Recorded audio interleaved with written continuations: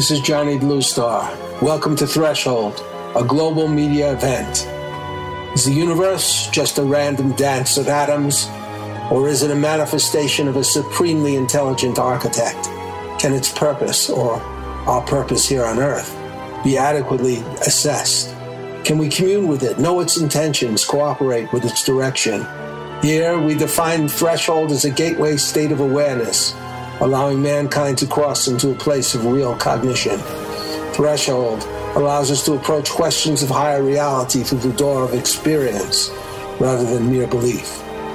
Welcome to Threshold, where we tear away the veil from commercial media, bringing our audience and participants into another realm of reality and enhanced communication.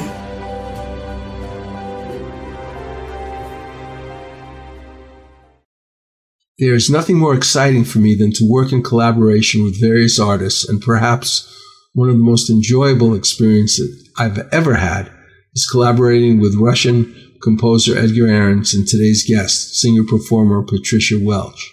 Our work together is available now on YouTube in a song called Christmas in Your Eyes. Edgar is now doing the final mix down on our next song for YouTube, called The Palm Springs Lullaby. Her son Anthony is slated to direct the video.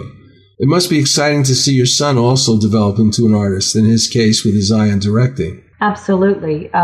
He's always kind of had that artistic side, and he actually went to San Francisco, and he has his degree in cinematography, and so he has a lot of knowledge. He also has such a creative flow. He really has great ideas. And I think he's a little bit of a musician on the side, too. He dabbled. He's not a professional, but he really, he's self-taught. He plays the guitar. He sings. He could be if he wanted to be, but, he's got his degree in cinematography, so he's busy with that. But he, I think, as I said earlier, once you're involved in the arts, you're kind of involved in the arts all the way around. I know me, like you're a writer, Johnny, for example. The courses that I did well in school, in high school and college, were the more artistic related courses, like literature and anything that was more arts minded. Yeah. I didn't do too well in the sciences and the math and things like that. So I think if you have a real artistic side, it stays with you, and that's my son has, maybe he's inherited a little bit of that from me. I don't know, but he does definitely have that artistic side. Well, that's great. I want you to go over something that we mentioned before in the first hour about your album, Cocktails, Dinner, and Dessert with Patricia. What is the story, a little bit more about the backstory behind the title?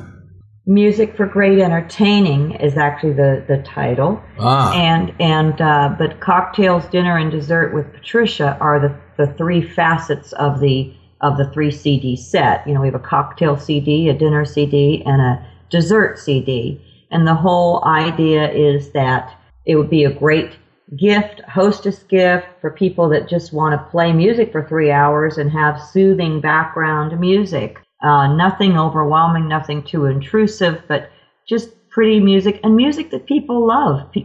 Songs that, I think just about every song on this CD was a big hit at one point. And so I tried to choose songs that people could be familiar with and hum along. Well, I have to say, not only are they all familiar songs, but they're all very different from each other and so very exciting to listen to.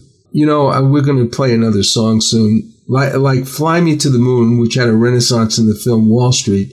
The following song had a renaissance in the film Ghost, which was a beautiful beginning to a very funny yet very profound film, I believe. Here is Patricia Welch in Unchained Melody.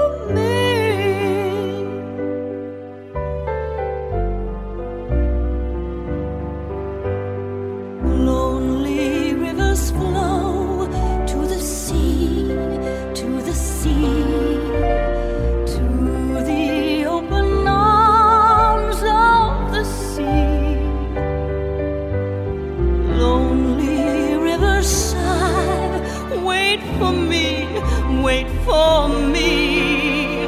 I'll be coming home, wait for me. Oh, my love, my darling, I've hungered for your touch and long, lonely time.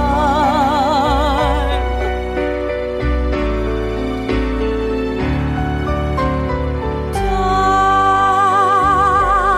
goes by so slowly, and time can do so much. Are you still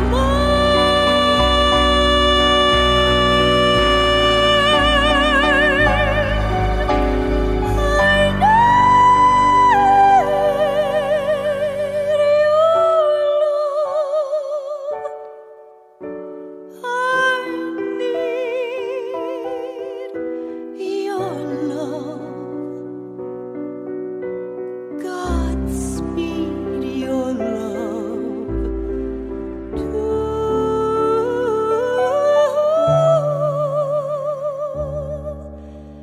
me.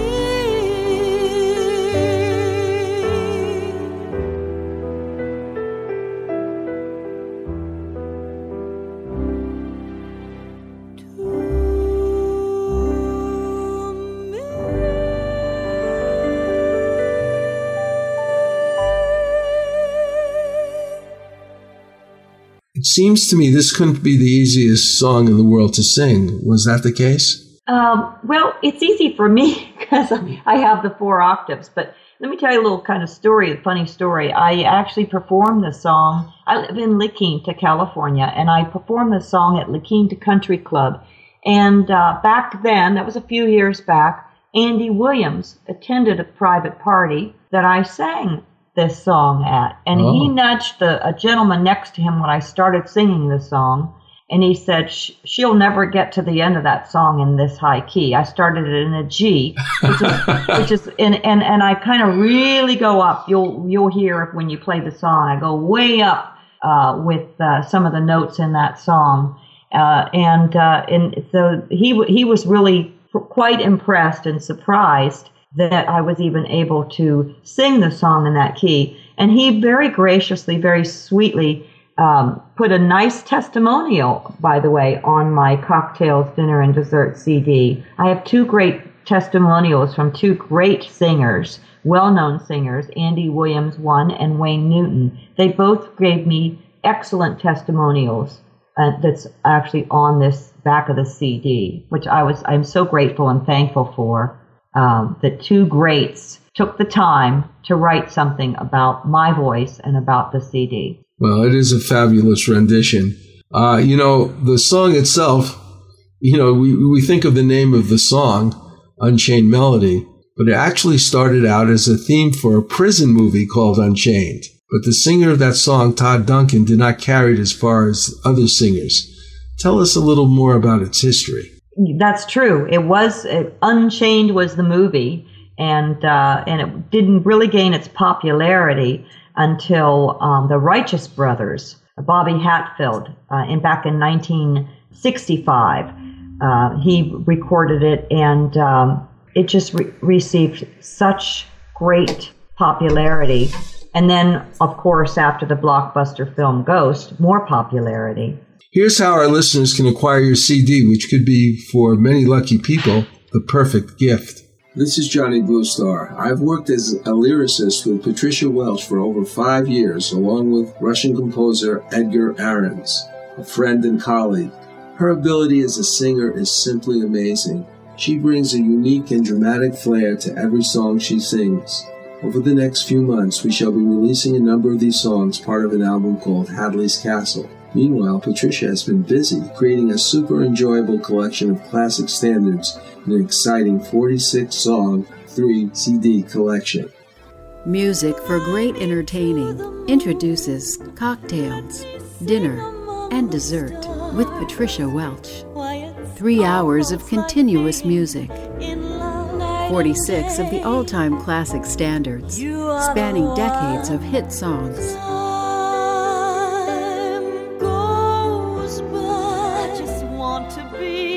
Going to a friend's home for dinner? Cocktails, Dinner, and Dessert with Patricia also makes the perfect hostess gift. This 3 CD compilation is the perfect background music that sets just the right mood for any dinner party. I'm crazy for feeling so lonely. There was a boy, a very strange, enchanted boy. To purchase this album, just go to patriciawelch.com/CD. That is patriciawelch.com/CD. You won't be disappointed. It is the 15th century. El Tesoro de Cielo, a Spanish treasure ship, sends a scouting expedition to a strange island. Golden statues surrounding them prove the enormity of their find.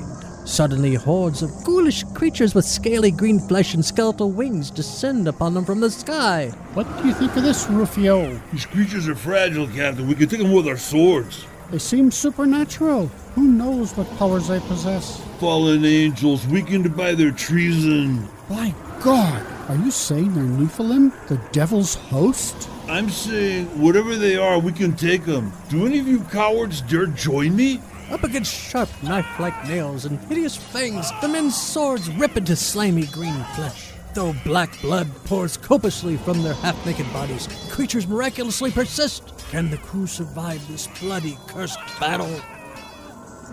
Find out more by Googling The Thrice Born, a new sci-fi supernatural novel by Carlos Lopez Avery and Johnny Bluestar. Google with the words Carlos Johnny Kendall, The Thrice Born. That's Carlos Johnny Kendall, The Thrice Born. Now, coming up is a song written by Burt Bacharach, originally for the 1968 musical Promises, Promises, but that wasn't the end of it. Even though it was nominated for a Grammy but failed to grab the Golden Ring, later on, Dionne Warwick made some headway in Billboard with it, but finally it moved to international status as a gigantic bestseller. Let's play it. I'll Never Fall in Love Again.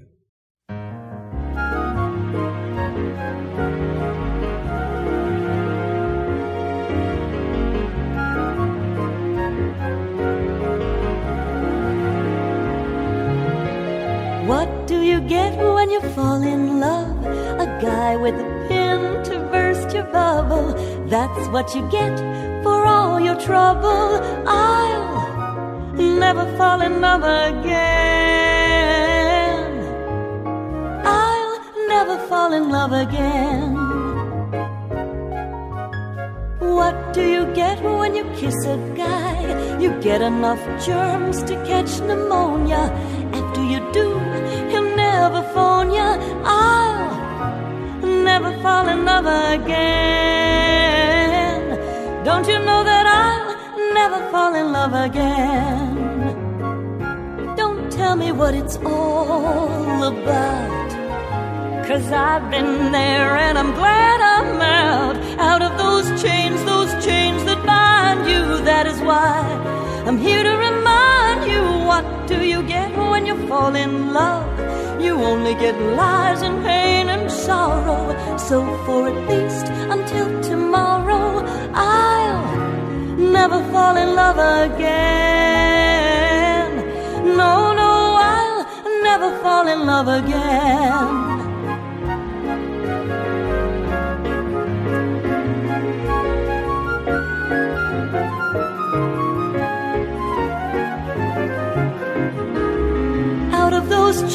Those chains that bind you. That is why I'm here to remind you. What do you get when you fall in love? You only get lies and pain and sorrow.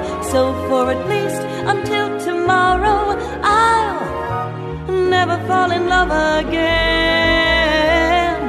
Don't you know that I'll never never fall in love again. I'll never fall in love again.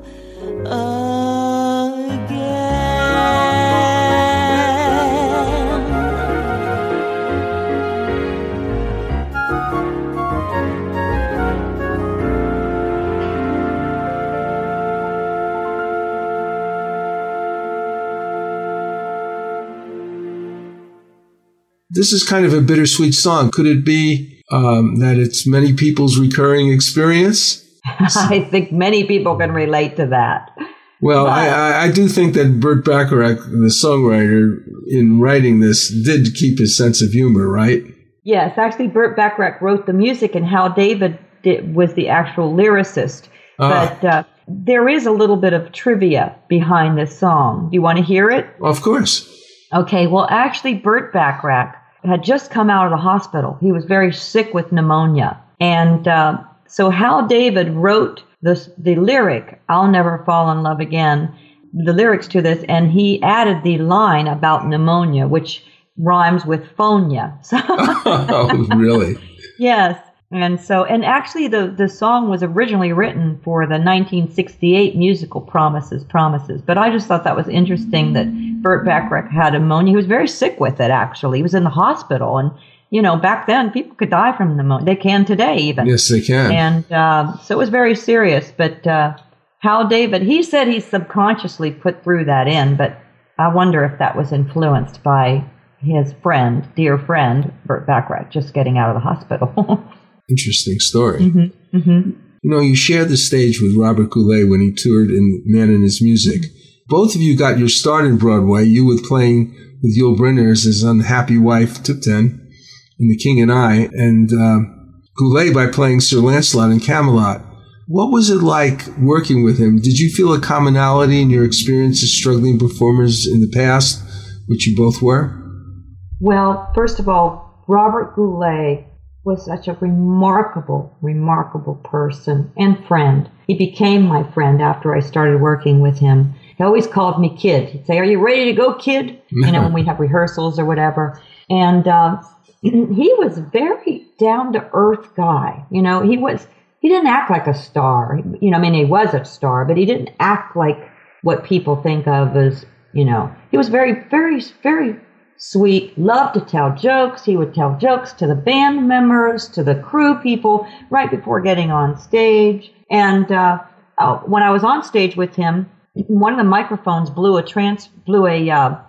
capsule and the mic blew. And so I didn't have a mic. And he came over. We're singing a duet together, and we're sharing mic back and forth. And he's handing me his mic. And he was just such a sweetheart. I really miss him. And a lot of times when I do live shows, I try to do the impossible dream and end that with talking about Robert.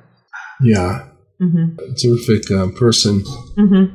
The next song has a quite unique history, and it's called Nature Boy. Can you tell us a little bit about Nature Boy, the song, and who wrote it? Yes, actually, the song Nature Boy was written by Eden Abez. And he was an American songwriter, recording artist. He wrote the song. He originally recorded it back in the 1940s to the 1960s. But his lifestyle in California was influential on the hippie movement. One of the interesting things about Eden Abez is that, as I said, he was part of the hippie movement even before it was a hippie movement back in the 1940s. But he traveled in sandals. He wore shoulder-length hair. He had a beard. He wore long white robes.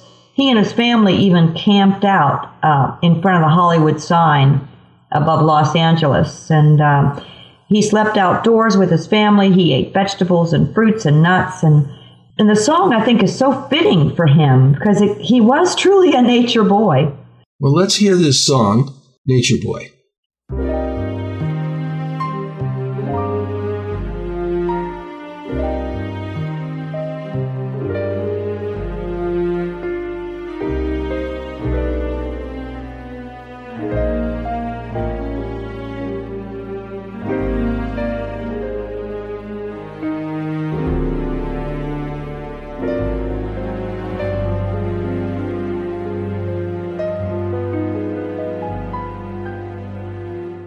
There was a boy, a very strange, enchanted boy. They say he wandered very far, over land and sea. A little shy and sad of eye, but very wise was he.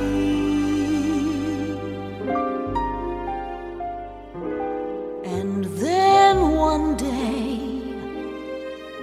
one magic day, he passed my way.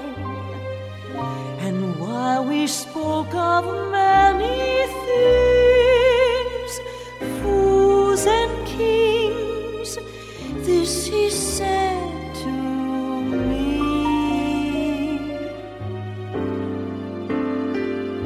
the greatest thing you'll ever learn is just to love and be loved in return.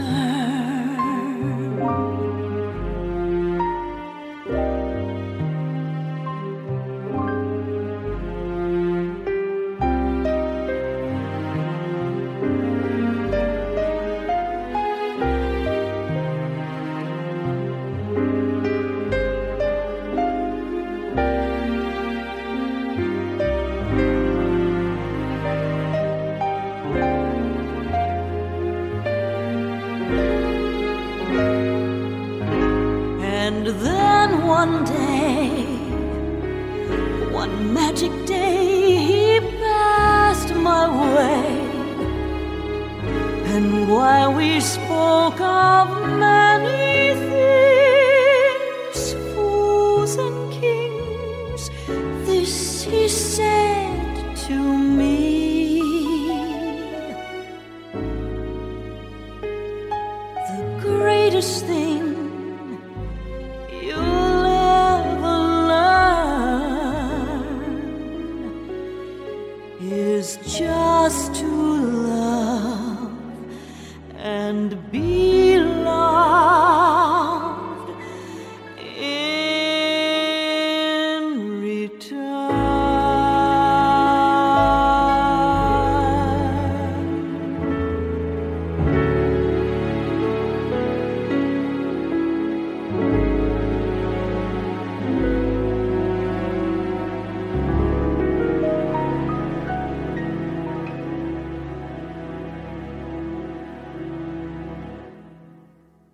You know, believe it or not, Patricia, I have sort of a connection to this guy.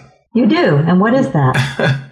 Well, you remember, I don't know if you remember this, but in Palm Springs, I had several programs that were devoted to a holistic medicine. And one of the people that I had on often was an older man named Gypsy Boots, whose name is actually mentioned in the Wikipedia article about Abes. And Gypsy Boots, well, he was in probably his 70s at the time, and I interviewed him with his cousin.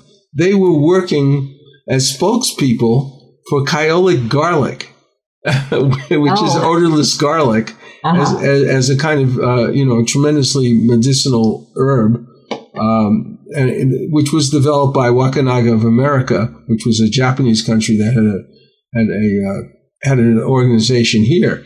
So I interviewed him many, many times on Nature's Workshop and Journey to Wellness, which were the two programs. He used to go outside and throw this football really hard and at really long distances and, kind of play with his cousin out there. He was into raw foods and vegetables. And he knew everyone during that period, like the founders of the natural health movement, people like Paul Bragg, who founded the first health food store in America, whose name is associated with fitness leaders also like Jack LaLanne and Bernard McFadden. So tell us about how Abes convinced a very famous singer somewhat obliquely to listen to the song. You know, I really don't know how he did that. I don't know the history on that. But I do know that Abaz, he was very, very shy. You know, he did not want to be like in front of any cameras. He didn't want to be in the limelight. He really, really was very, you know, he had the money, but as I said, he lived off of the land. He was just a very unusual guy. And as I said earlier, I think he just fits that song so well.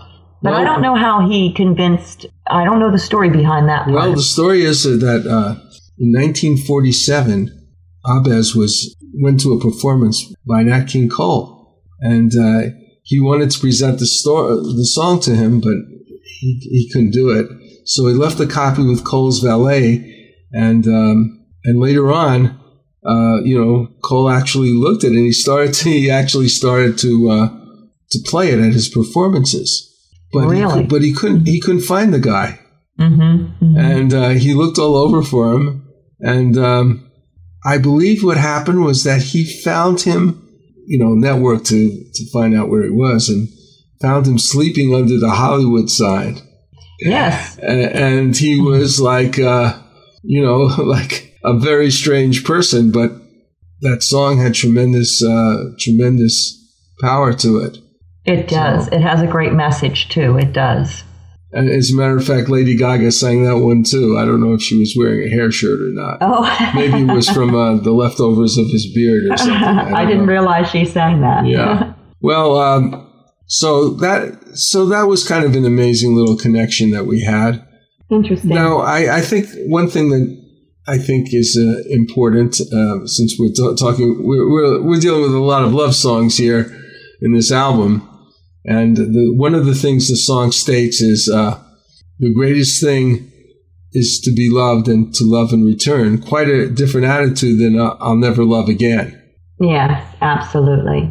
And I think he sort of was like a philosopher, wasn't he? He sort of was a philosopher. Yes, he was. Mm-hmm. He was involved actually with a guy named Bill Pastor, who introduced him to Naturmensch and Lebensreform philosophies, which was basically it was a sort of like a hippie philosophy. Mm-hmm. It was basically return to nature, and Gypsy Boots also followed that philosophy, I think, to the end of his days. Now, why did you actually choose it? I've always liked it. I like the message. I like the melody. It's just another one of my favorites. I thought it'd be fitting for the CD project. Yeah, it is. It's something though that has a sort of an original, simple but powerful message too. That's right. It's kind of like The Rose. The Rose has that too. That's also on my CD project, but same thing. Has that wonderful message about life and what it's all about. Well, we're going to go to our break now. Okay.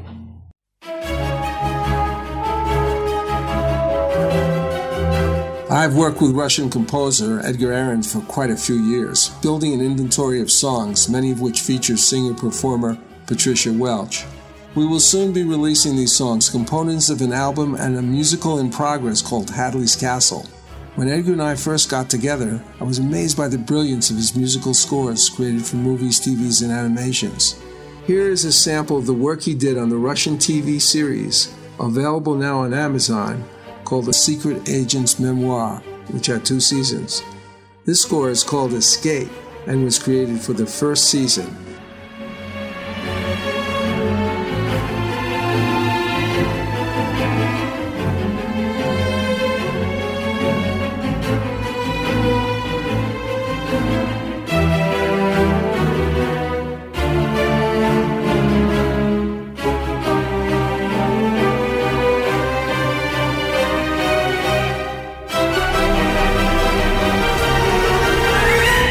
I am very pleased to say that Bridge of Light Productions, a division of New Galaxy Enterprises, is proud to be the contact point for television and film companies seeking information about this amazing composer's work. If you're in the entertainment business and wish to know more, contact me at johnnybluestar@gmail.com.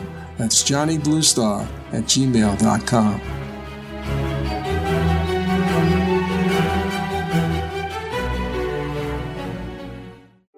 New Galaxy Enterprises is a media company specializing in wide-ranging content like novels, nonfiction books, screenplays, commercial advertising, web content, etc.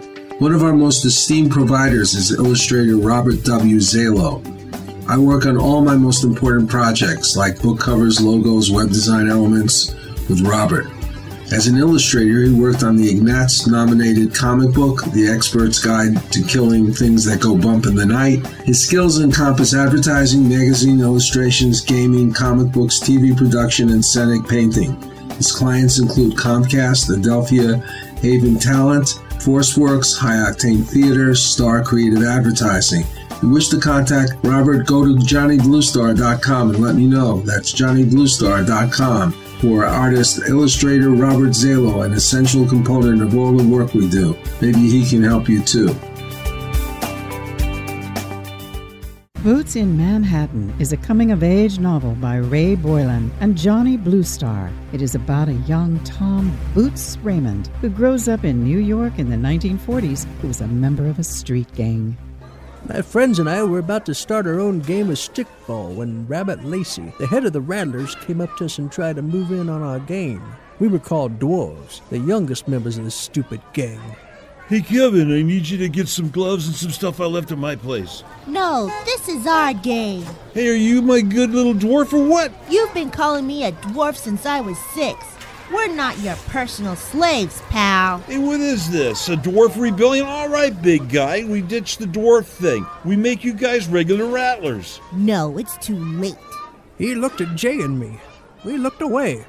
Rabbit was now angry, and he pushed Kevin hard with the palms of his hands. Kevin tried to ram him in the stomach, but he stepped aside, throwing Kevin into the curb where he fell to the ground, bleeding profusely at the knee. Still, he managed to get up. My street. Kevin shouted at Rabbit, pointing at him with an angry index finger. Find out more by Googling Boots in Manhattan, a 1940s coming-of-age novel, part 1 of the novel series The Foot Soldier by Ray Boylan and Johnny Bluestar. Google with the words Boots in Manhattan, Ray Johnny Kindle. That's Boots in Manhattan, Ray Johnny Kindle. Now, several times in your life, you've been involved with shows connected to Las Vegas. One was with the Magic Night of Music with the famous producer and baritone Grant Griffin, and another time with the legendary Mr. Las Vegas himself. Tell us something about these two phases of your life and your connection to the world of Las Vegas. Well, my husband and I lived in Las Vegas, so that made it easy. But Grant Griffin, he is still singing. He's a wonderful baritone, still has his pipes. I mean, just great voice. And he found me through a organization that we had in Las Vegas called, back then it was called the Cast Inc. Now it's dissolved into the Showbiz Society, but it's a kind of an organization for entertainers, and we met monthly for luncheons and so forth. And Grant met me through that, and he says, I'm putting this show together, and I think you'd be perfect for it.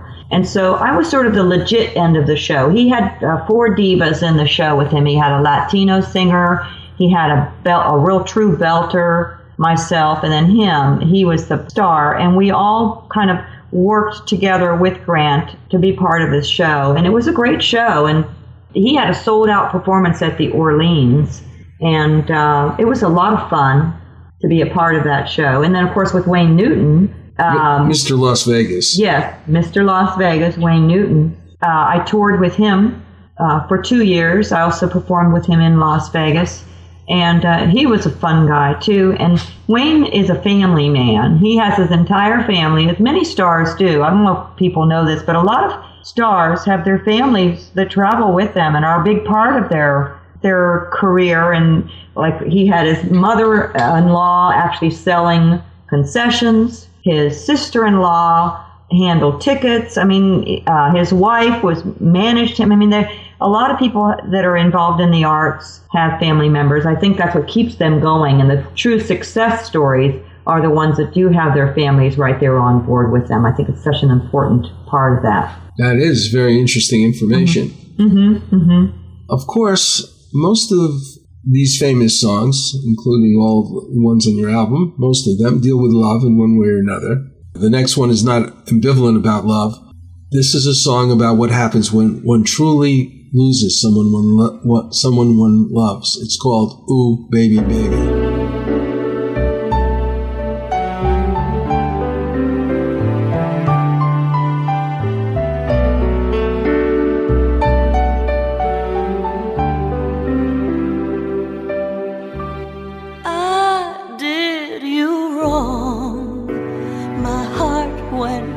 To play, and in the game I lost you.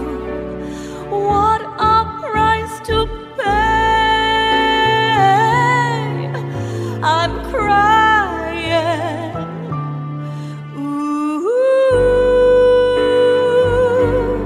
baby, baby. Ooh, baby, baby. I've known I've made a few, but I'm only human. You've made mistakes too. I'm crying. Ooh,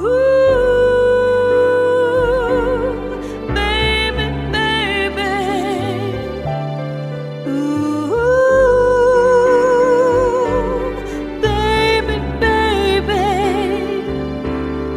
I'm just about at the end of my road, but I can't stop trying. I can't give up hope, 'cause I'll be here. Someday I'll hold you near, whisper I still love you, until that day is here. Crying. Ooh, baby, baby. Ooh, baby, baby.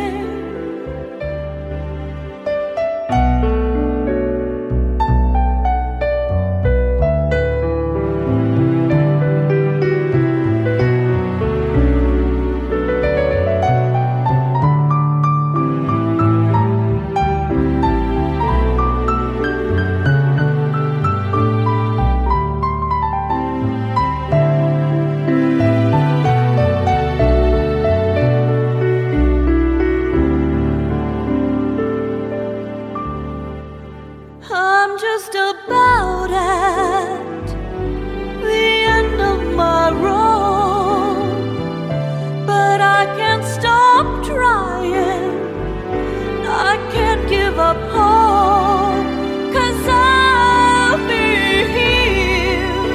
Someday I'll hold you near, whisper I still love you, until that day is here.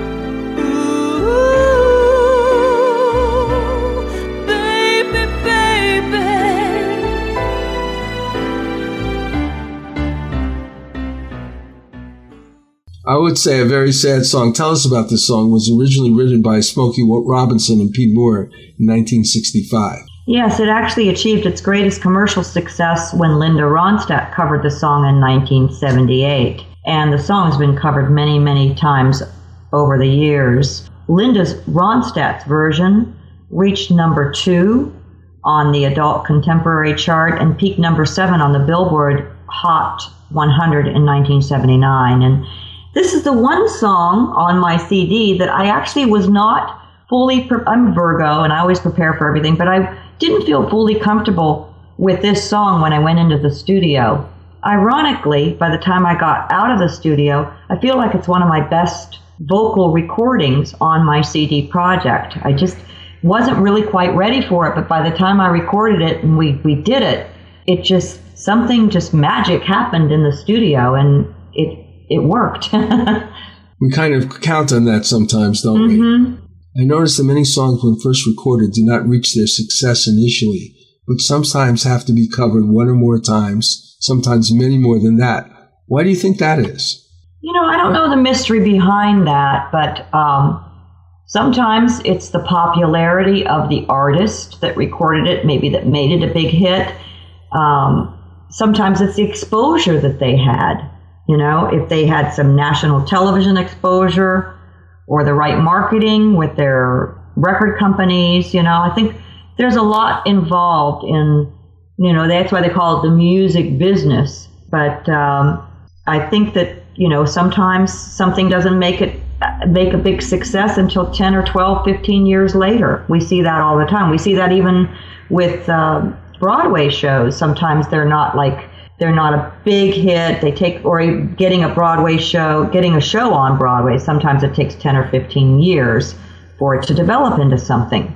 So although we're looking at fate and the thread of fate weaving through things, it's not often the intrinsic quality of the song, but a much more complicated process involving business promotion and all these other elements, right? Absolutely.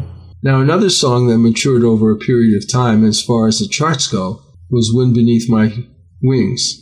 Here's your version of it.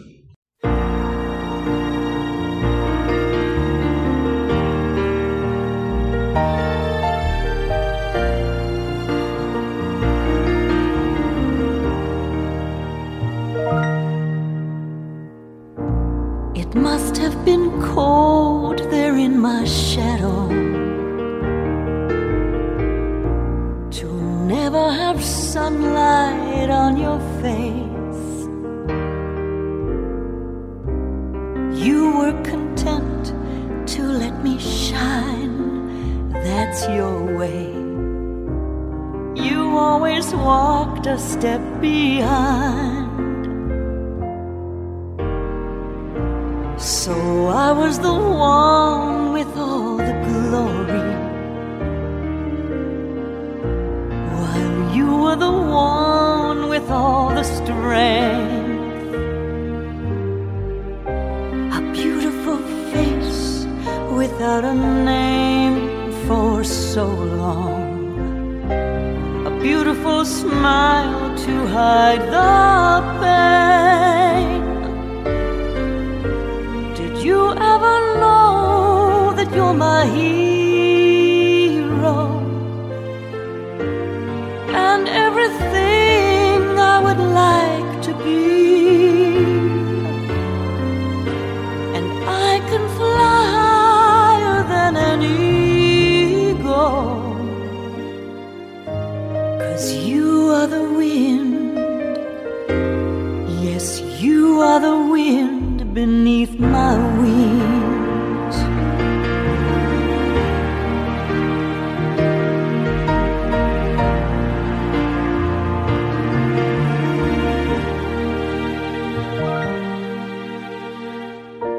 It might have appeared to go unnoticed, but I've got it all here in my heart. I want you to know, I know the truth, of course I know. I would be nothing without you. Did you ever know that you're my hero and everything I would like to be? I can fly higher than an eagle, 'cause you are the wind. Yes, you are the wind beneath my wings.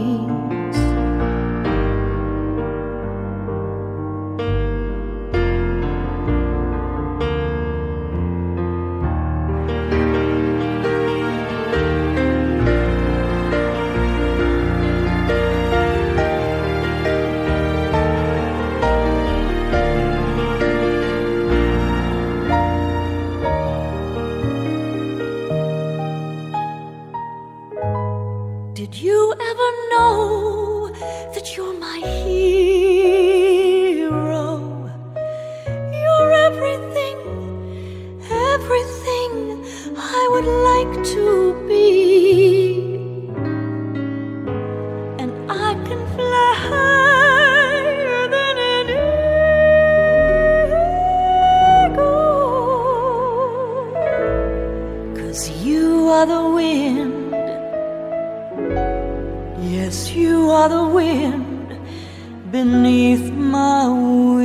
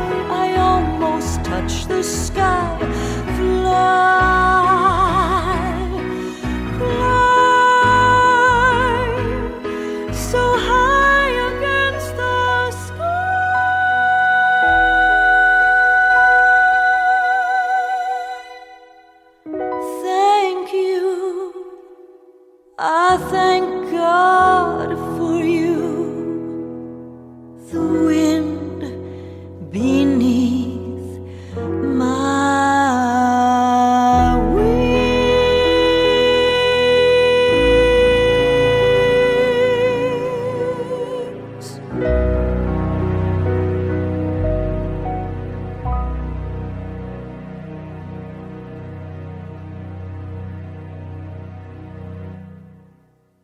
There seems to be an endless number of singers who covered this song, but it was Bette Midler who won out at the end.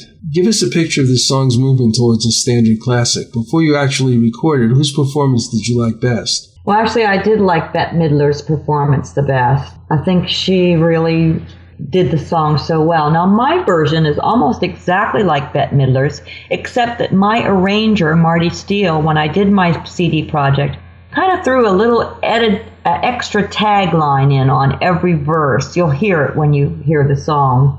So, it basically, the audience has heard that there's this extra tagline. And I enjoy singing it because it is a love song. And it also fits so many. I've sung it actually for big events, also for like Amway and corporate things. People like that because there's always someone that is a driving force behind either a career or, in one's life. And so I think we all have somebody that's the wind beneath our wings. Terrific. Thank you. Well, thank you for coming to our show, Patricia. You've been very busy recently. Tell us a little bit about your recent activities. How can our listeners get your album, and what other music of yours is available to the public? Okay, basically they can get my album on my website at patriciawelch.com/CD. So it's patriciawelch.com/CD. And Welch is with a CH, not an S. A lot of people get that confused, but it's patriciawelch.com/CD. And I have, basically that's the CD project that I'm marketing right now. I have some older recordings and so forth, but that's the one that I'm marketing right now. And I think it's my best. As we move on through the years, we are best. My CD project, the last one that I've done, Cocktails, Dinner, and Dessert with Patricia, Music for Great Entertaining, I'm proudest of that because it has the music that I love. It has, I spent 9 months working day and night on that project. I mean, a lot of people don't realize the time that goes involved in it, but I would spend literally 14 hours a day working on the songs for that project every single day for 9 months to get that completed. Many, many hours of homework and then in the studio. Yes, that's an amazing, a lot of work. And I know what you mean, because I was even just writing lyrics with a composer. For me, it requires going over and over and over things until it's perfect, or you think it is. Absolutely. Special thanks to my guest, colleague, and friend Patricia Welch, and also to Edgar Ahrens for their music. And finally, an homage to the great Hassan Khan, who has helped me with the websites, YouTube promotions, commercials, and many other elements supporting the show. Subscribe to Threshold Radio at youtube.com/Threshold Radio, and have a nice week. We're saying goodbye with Whatever Lola Wants, written for the musical Damn Yankees and sang on Patricia Welch's 3-CD set, Cocktails, Dinner, and Dessert with Patricia, the ultimate background music for your next dinner party. And have a great week. See you later, Patricia. Thank you very much, Johnny. It's a pleasure being part of your radio show.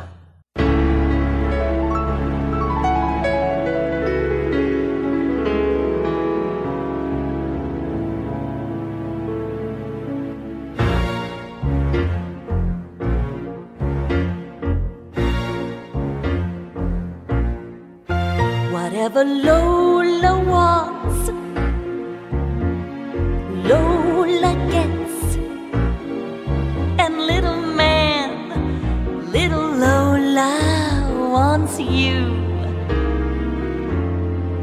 Make up your mind to have no regrets.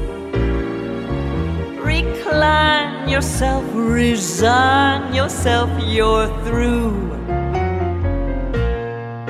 I always get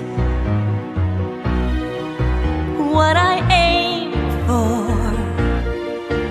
and your heart and soul is what I came for. Whatever Lola wants, Lola gets. Take off your coat, don't you know you can't win? You're no exception to the rule. I'm irresistible, you fool. Give in.